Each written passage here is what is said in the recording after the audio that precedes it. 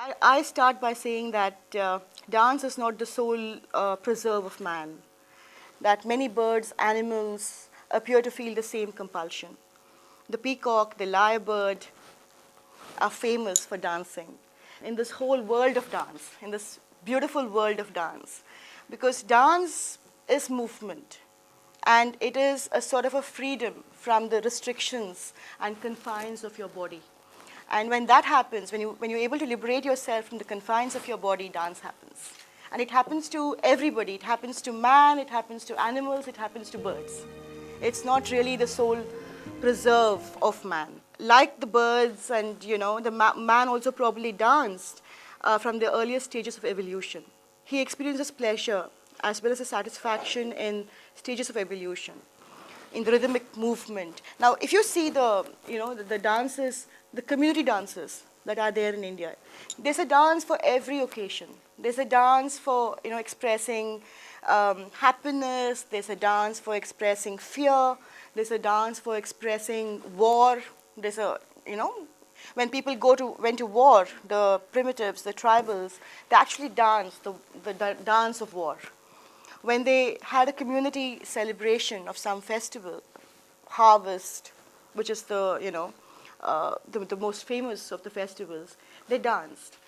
And marriage, they danced. They danced, for ceremonies, even death, they danced.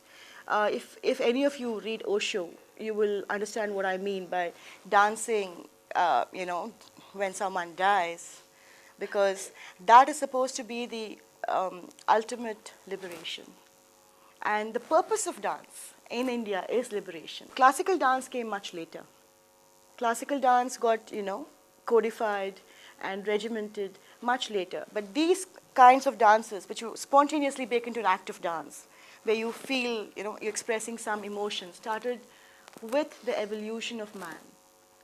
And I'm not even saying evolution of man, because I say that birds, animals dance. Sometimes you also, when you use metaphors, you talk about the trees and the leaves dancing. You talk about the waves dancing. The waves tranquil, the waves majestic, the waves dancing. It's so beautiful because the world is full of dance if you choose to see it that way. You must have seen those, ancient documentaries where, of course, birds court.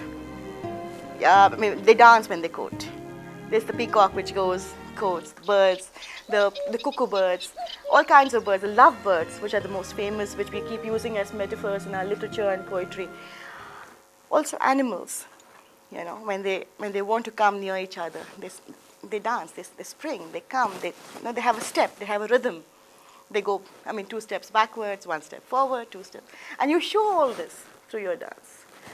And the tiger, the majestic elephant, whatever animal, you see that when there is some sort of a courtship, there's a lightness of the feet, even for a heavy animal like the elephant, and goes forward, comes back, goes forward, comes back, says something, goes, steps aside. So that is that is the beauty of dance itself, because if you notice, you will find it everywhere. You'll find it even in flowers. When you see the lotus opens, it goes. Then when it wants to, pollinate, it comes closer. The bees, another metaphor that's used on the flowers. So nature itself dances to express emotions. It's over the years that we have become so civilized and so culturally perfect that we don't want to show our emotions anymore. And so we kind of hold back and we say, maybe, why do we have to express ourselves in these manners? Why don't we just hold back? And, maybe this is wrong. Maybe we're not supposed to do this. Maybe it's not elegant. It's not dignified. It's not decent. But that's not the point. The point is that there's a spontaneity about dance. There's a spontaneity about being yourself. And there's a spontaneity about being who you are. And that is something which you have to understand. And when you see beauty in everything around you, when you see dance in everything around you, when you see rhythm in everything around you, then your mind does not go in other directions. and think of, become cynical or jaded or critical of, of so many things. Because what do you see in the world around you these days? You see cynicism, you see people being, terribly biased, prejudiced, almost fanatical. All this happens because somewhere along the way, um, we have got disconnected with the creation, with existence itself, with the creator, with creation. We feel that we as individuals are more powerful, that what we say, our voices are, more valid, our opinions are the best ever than the whole creation itself. We don't see ourselves as one minuscule part of this magnificent, creation. And that is where the problem lies. So dance as a discipline seems to have existed during the time of, the Indus Valley civilization, because you see figurines. All these deconstructs of dance, I mean, the theories of dance have happened in the last 40 years, 50 years, not earlier than that. In India, all forms of art, not just dance, have a sacred origin.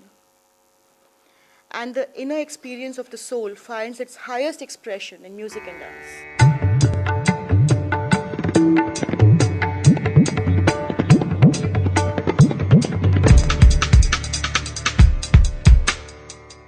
The earliest Indian dance that we have, I mean, apart from the Harappa and, the Mohenjo-daro, the gods are described in the Rig Veda as kicking up the dust of atoms that form the earth while dancing.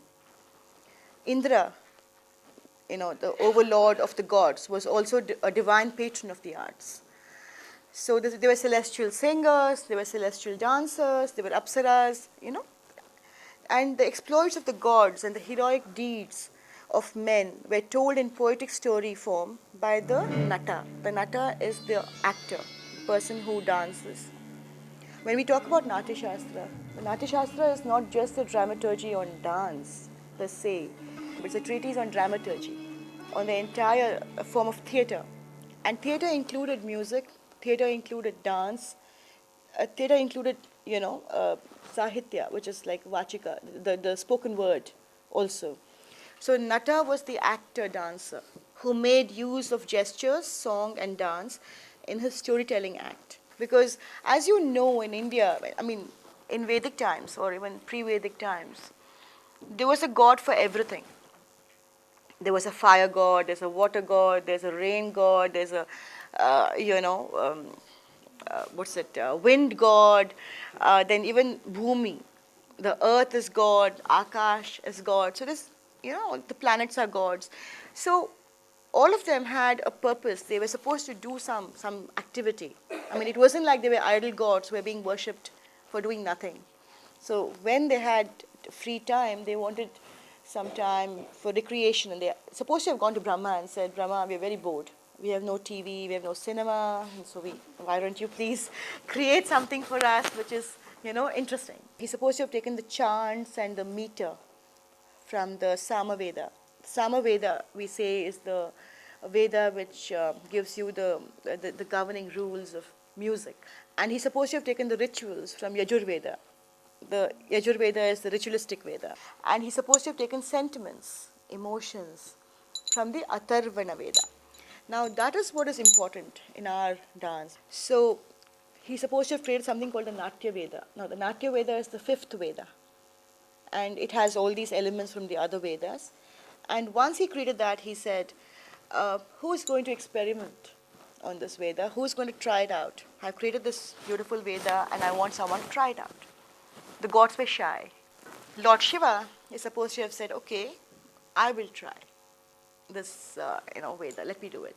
So he's supposed to have been, that's why we call him the cosmic dancer. And he danced, his wife Parvati was also a dancer, so they had a dancing competition. And so from his dance came the masculine form of dance, we believe, and from the dance of Parvati came the feminine or the lasya aspect of dance. While saying this, I'm not confining myself to any particular form of dance. I'm talking about the occasion for dance. Every occasion was an occasion for dance. And that is how the formal dances came from the informal dances that we see all around us, the dance of the universe, dance of the cosmos, dance of the animals, the birds. The reason I'm saying all this is because performing arts in India have always encapsulated, both in form and content, the philosophic aspirations of the Indian mind. So the Indian dance is a subtle synthesis of philosophy, sculpture, music, and literature. So classical dance, in that sense, would be what could be called a high culture, because the spectator had to be as knowledgeable about the dance form as the dancer herself or himself. So it becomes from a mass movement of expressing movement on occasions, it becomes a highly formalized structure where you have to have a sahridaya, a patron, a connoisseur who understands the nuances, the complexities, and then is able to appreciate you within those the structural differences. For a long time, again, this is the formalization of dance where it becomes institutionalized and formal.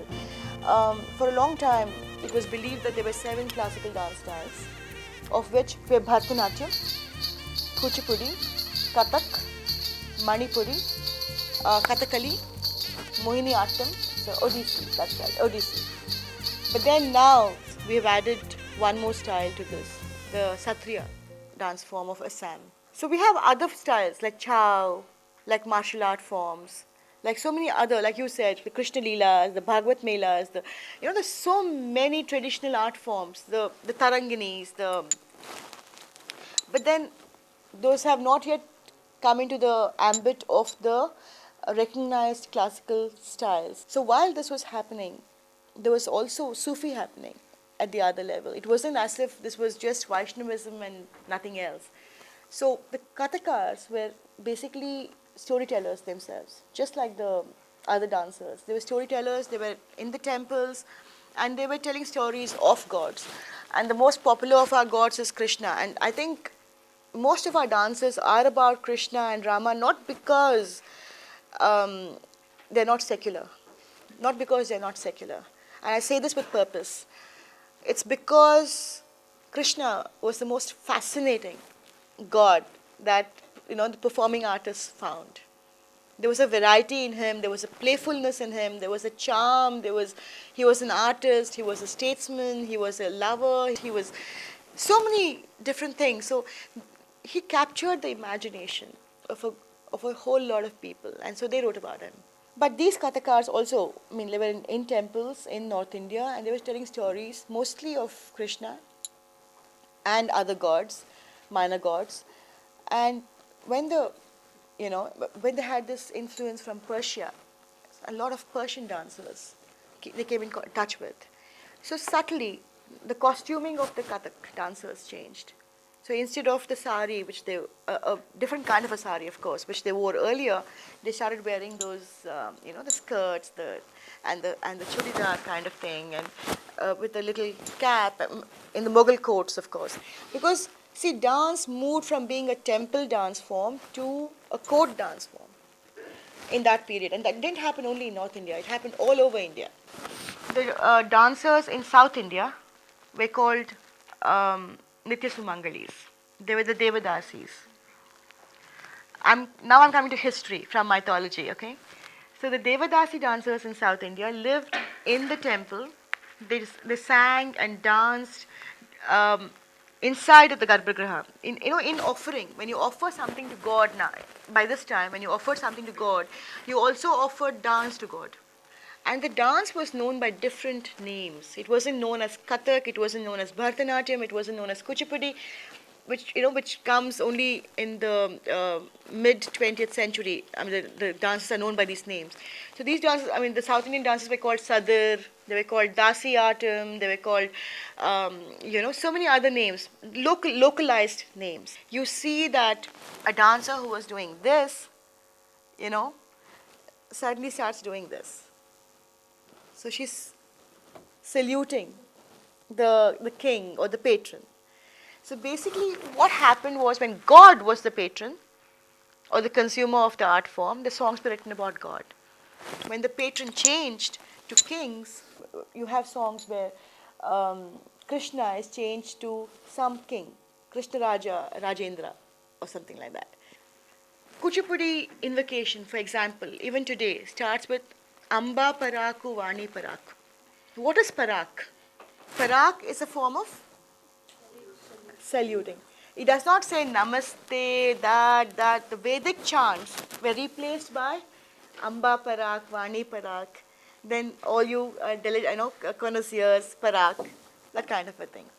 So when the dancer danced, we would say Amba Saraswati. So Amba Parak, Vani Parak, that kind of a thing. So you see that automatically cultures have mingled.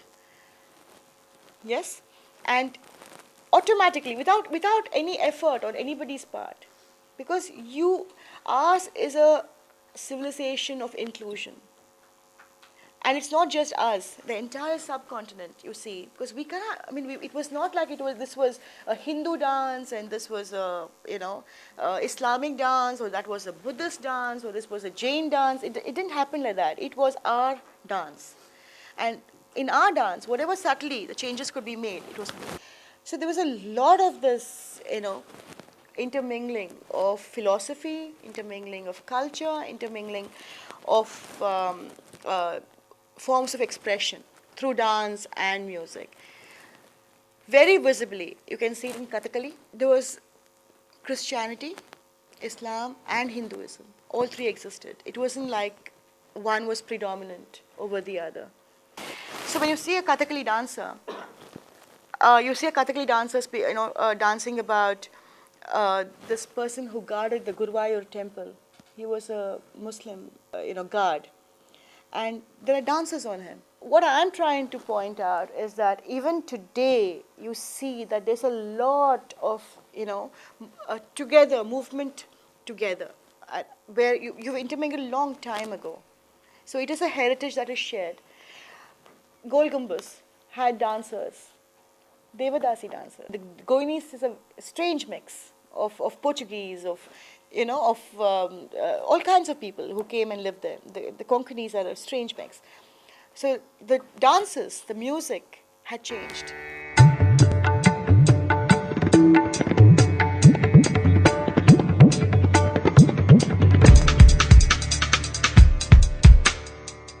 You come down south to Dharwar, Hubli area, where some of the greatest musicians, Hindustani musicians, came from. Why Hindustani? Why Karnataka? Because Karnataka, as a state, has Hindustani and Carnatic in equal measure.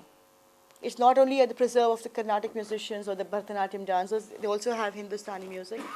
Mallikarjun Mansoor is one of the oft-repeated names. Gangubai Hanagal, Bhimsen Joshi, Savai, Gandhar. Everybody, Kumar Gandhar. So it's a whole tradition, Hindustani music tradition. And why? Because it interacted a lot with all these court musicians and court dancers who came to be there. It was supposed to be a seat of learning, a seat where the court over there patronized music and dance. And then we come to South India. Tamil Nadu, strangely, did not have this mixture, this intermingling of cultures. And therefore, in Bharatanatyam, you don't see much of this movement happening. But little north, Kuchipudi, like I said, there's a lot of it. Odisha, again, it didn't happen purely because the Maharis were a very protected lot. They were inside the temple and they danced only for the consumption of God, for Lord Jagannath. They did not come out. There was no visible dancing outside. The Gotipuas did, not the Mahari, the female dancers. And therefore, the Gotipuas have incorporated a lot of, influences from other religions and sects, but not the Odissi dancers. You go up north, Manipur. It's a huge influence. Where it's normally believed that Manipur has only Ras Leela. It's not true. It has martial arts. The British, for some strange reason, banned all the martial arts. They banned weaponry. So the martial arts got practiced through canes and sticks. So from way up north in Manipur to way down south in Kerala, the Kalari part, they use canes when they practice the martial arts. But the actual art is practiced through real weapons, shield, sword, that kind of a thing. You come to, like, Kathak has a huge influence during the Mughal period.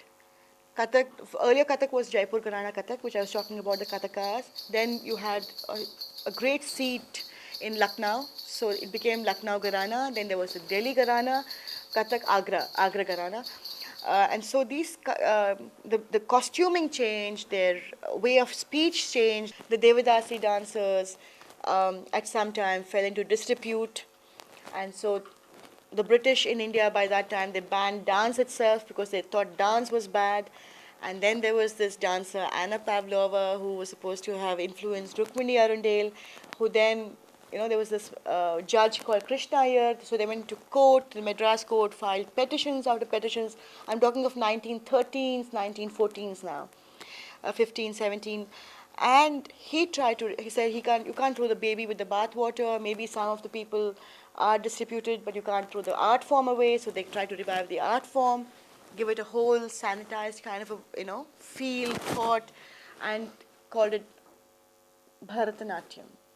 It wasn't Bharatanatyam as most North Indians seem to think it is. It is Bharata, as in the sage Bharata who wrote Natya Shastra, and the dance coming, based on those, rigors, those symbols, those complexities that are written in the Natya Shastra, and therefore it was called Bharatanatyam. So you had a father, Barbosa, he's actually a father who took up dancing Bharatanatyam. And he replaced symbols in Bharatanatyam. So whenever you had this for Krishna, or this has Ram, his songs would have Jesus, because it was a new symbol of dance. Yeah?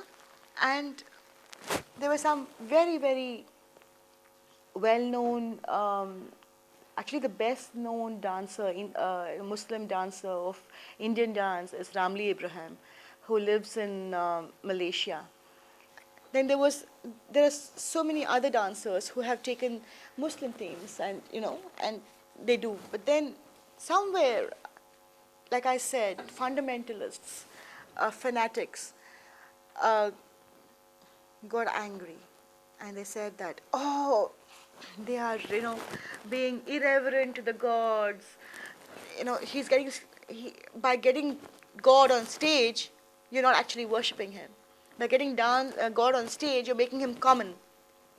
In this, again, there was a belief that there was only one man in the world, God, and that all devotees were female, were women. So you have the Sufi saints who believe that they are women, and therefore if you see the Sufi songs, they're all love songs. They're all love songs. And they seem like mundane love songs, but they're not mundane love songs, because they're trying to they're saying that our soul is eternally, female, feminine, because there's only one man who is God, and so I will become female to reach that one man, God. Because the closest relationship in this beautiful cosmos, in this world, is the relationship between a man and a woman. It's the most intimate, the most beautiful, the closest relationship. It's nothing to be ashamed of. It is a fact. I mean, it's a fact because and in that gender relationship, it's believed that a man can't be close to a man, as a woman can't be close to a woman. Therefore, there's only one man who is God, and all of his creation are feminine in gender. Prakriti as nature in principle is feminine.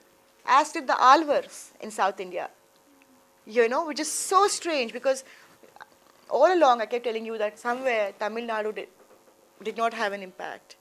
Now I have to, I don't know who impacted who, but the Alvars in Tamil Nadu also believed that they were females. And they wrote poetry and music and dance. I mean, they danced their own poetry and their songs to reach the ultimate man, God.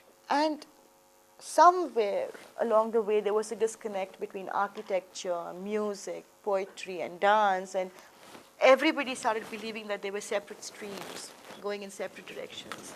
Religion. So all fundamentalist fanatics took the opportunity of saying that architecture grew differently, came first, then the dance came last, then music came first, poetry came last. This religion is superior, that religion is inferior. This way, methodology of life is superior, this methodology of life is inferior, and there were all these people who became moral upkeepers of society and started pontificating and, telling us how to live our lives. Creativity is about freedom. Creativity is about, expressing oneself in manners that one knows best. Creativity is non-judgmental. It's non-judgmental, and creativity never posits, never, and makes you a normal, beautiful, person in step with the creator and with the creation around you. It does not make you something, different and just because of where you come from or what you eat or what you read. And this is why any form of creativity is beautiful. Any creative expression. But while saying this, I also wish to say that one cannot be different for the sake of being different. One cannot be free for the sake of being free. One cannot be free without responsibility, because every creative expression, every expression of the self comes with a certain responsibility.